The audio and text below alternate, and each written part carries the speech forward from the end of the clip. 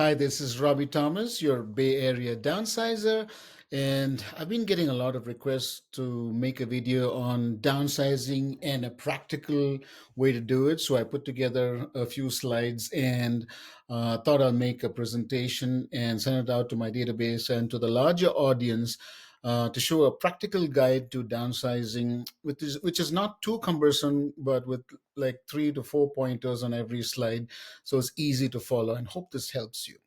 Anyways, so the first thing that you need to do is keep in mind that you at least need a few weeks, 4 to 5 weeks at least, to start the process, because this whole thing is all about lifestyle.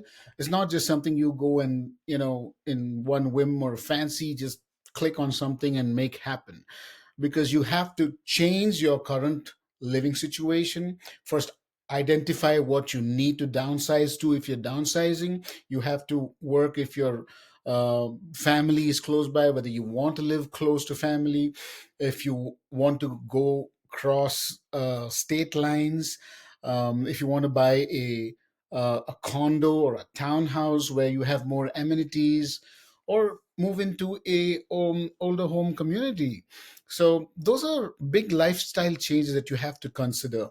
And if you have hobbies, you have activities to keep your mind, body, soul in sync with your daily living habits, you have to factor that in. So that is one thing you have to consider. That is your lifestyle change.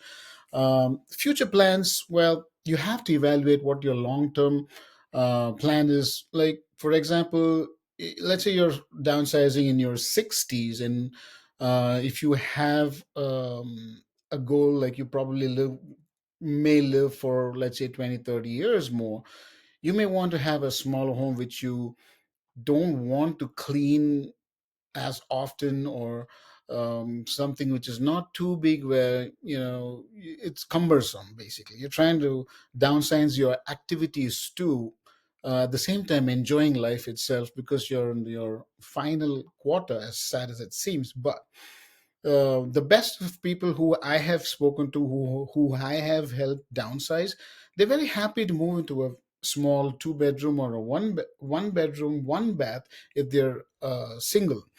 And some of them move closer to their children, or closer family members, or friends who are close by. There are things that you have to note down. For example, must have features. Do you need a ramp that goes from the street to the house? Is it something that you need which is close to a hospital or a rehabilitation center, or a library, or maybe surrounding maybe a gym that is close by? Things like that must be taken into consideration. Moving on.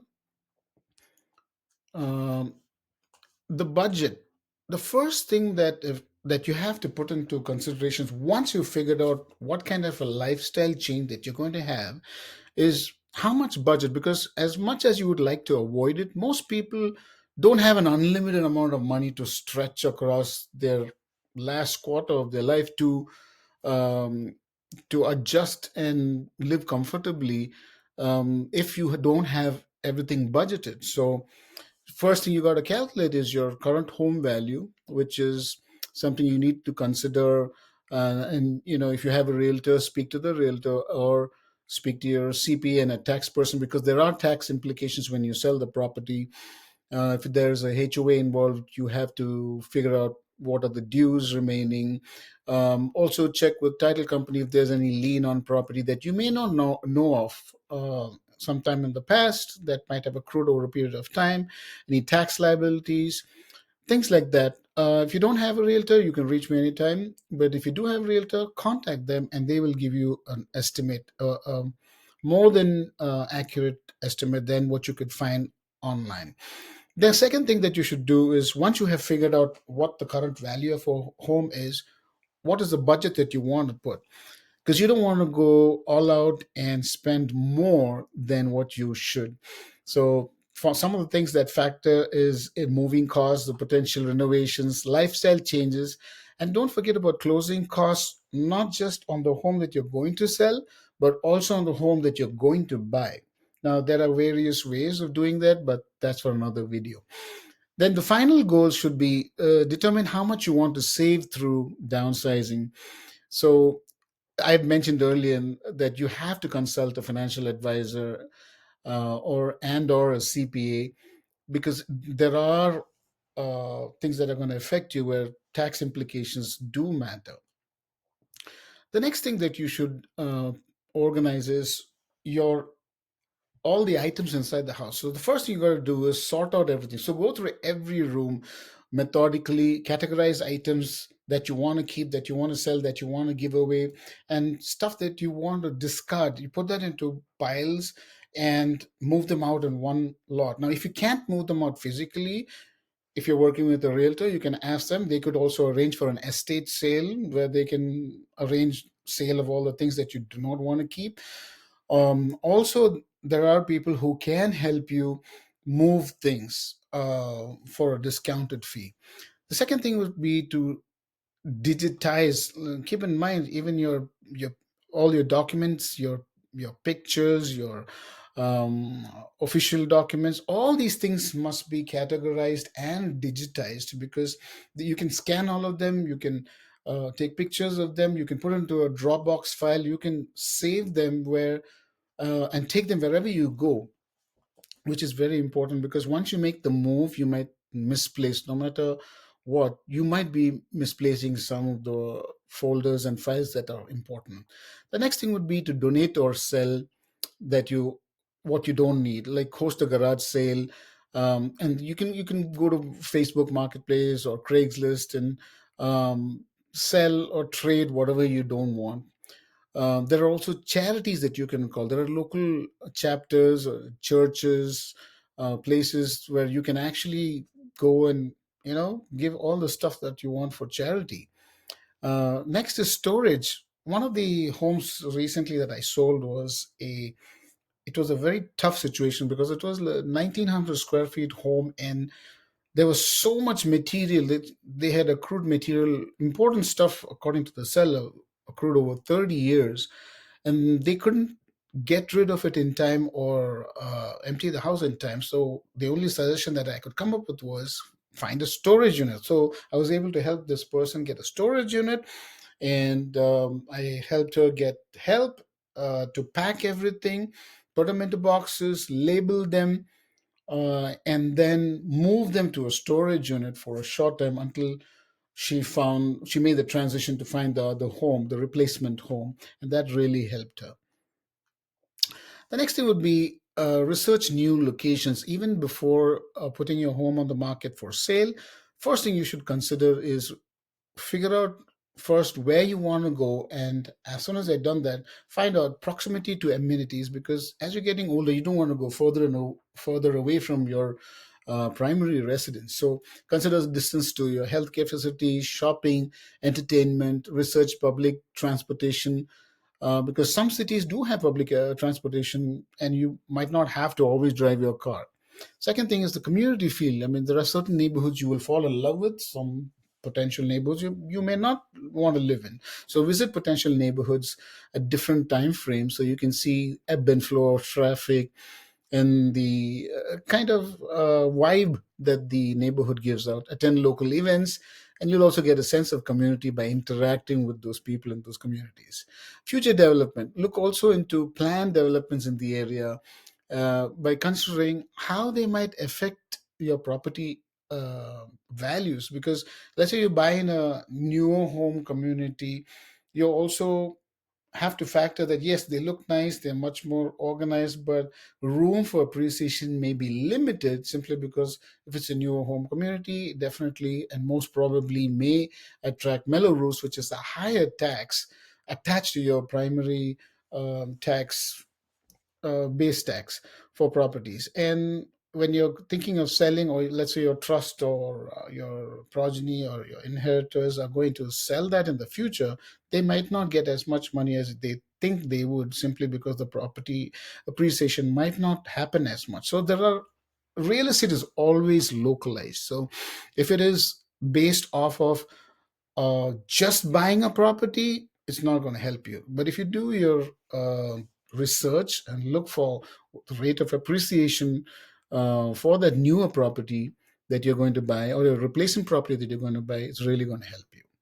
The next thing would be to prepare your current home, because without which there's no way you're going to get premium price for it. So the first thing you would do is speak to your realtor if you have one, and get handyman to come and fix all the small things, the obvious issues. Let's say there's a creaky hinge, there are bulbs that you need to change, there's drawers that are loose in the kitchen cabinets, which have hinges which are loose, which are not closing properly, doors which are not closing properly, locks which are not locking properly. These are simple fixes that can be done, which most buyers, as they're going through the house, look for unknowingly, subconsciously, they look for it.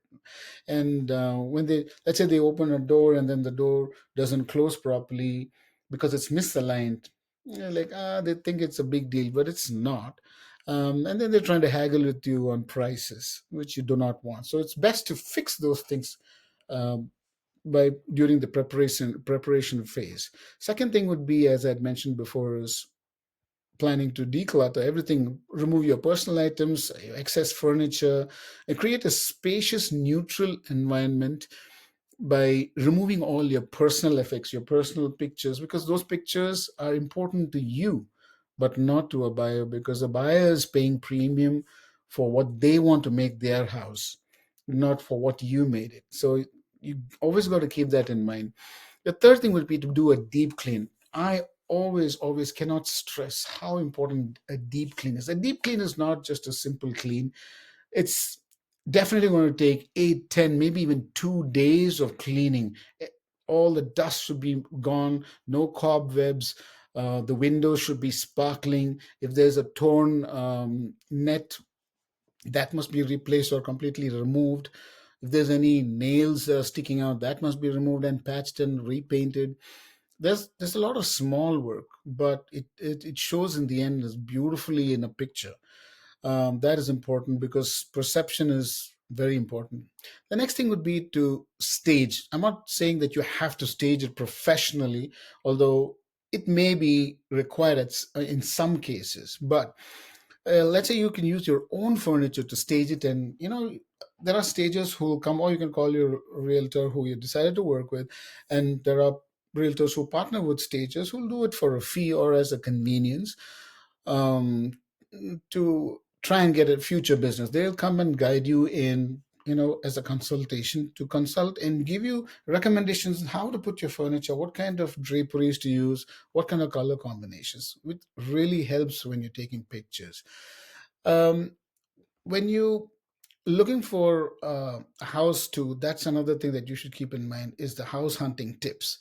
um, you got to prioritize your needs, like make a list of must-haves and kind of nice to haves, and be prepared to compromise on a few features, because not everything is going to line up. You got to also inspect thoroughly, look beyond the surface appearances, check for signs of structural issues or needed repairs, and then explore the area. I've mentioned this before. Visit the neighborhood and at different times, research local amenities and future plans, and consider all costs, like factor the property taxes, moving costs, and utility expenses too, because you can get that too. If it is listed on the MLS, you'll definitely get those from the listing agent.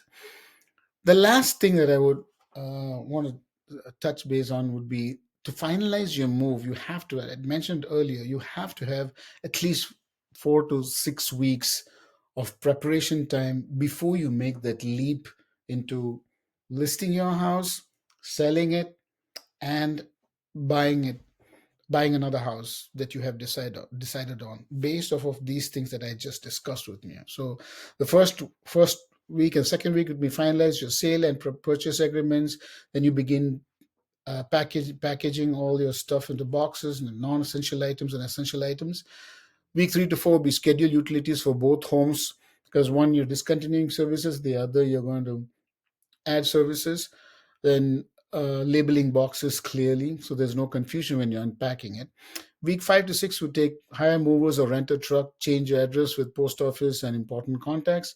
And on movie day, do a final walkthrough of both your homes ensure all items are accounted for, because that's the first thing I've heard is a complaint when they're moving. They misplace boxes, they lose boxes, and it's a nightmare. That's To avoid that, you just do a final walkthrough through the checklist that you made. Post move, you unpack strategically and you start essentials, explore your neighborhood and community, and make friends with your neighbors. This is the longer uh, method of downsizing. In the future video, I'm going to make a shorter video where it shows how to downsize quickly within 4 to 5 days. It's going to be much more intense, but look out for that video. As always, have a wonderful time. Robbie Thomas, your Bay Area downsizer. Bye.